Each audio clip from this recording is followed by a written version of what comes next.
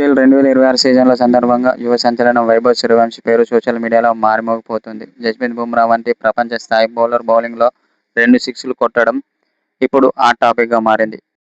Delhi Capitals, Gujarat Titans మ్యాచ్కు ముందు Jio Hotstar pre match షోలో వైభవ్ ఇన్నింగ్స్పై భారత మాజీ క్రికెటర్ కీలక వ్యాఖ్యలు చేశాడు.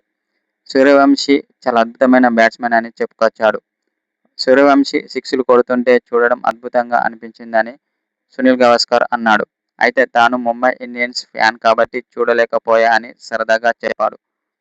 అయితే రాజస్థాన్ రాయల్స్, ముంబై ఇండియన్స్ మధ్య జరిగిన మ్యాచ్కి వర్షం కారణంగా 11 ఓవర్లకు కుదించబడింది. ఈ మ్యాచ్లో ఓపెనర్గా వచ్చిన 15 ఏళ్ల వైభవ్ సూర్యవంశీ 14 బంతుల్లో 39 పరుగులు చేశాడు. వైభవ్ మెరుపు ఆరంభంతో రాజస్థాన్ 3 వికెట్లు కోల్పోయి 150 స్కోరు చేసింది. అయితే ఈ మ్యాచ్లో 27 పరుగుల తేడాతో ఘన విజయం సాధించింది.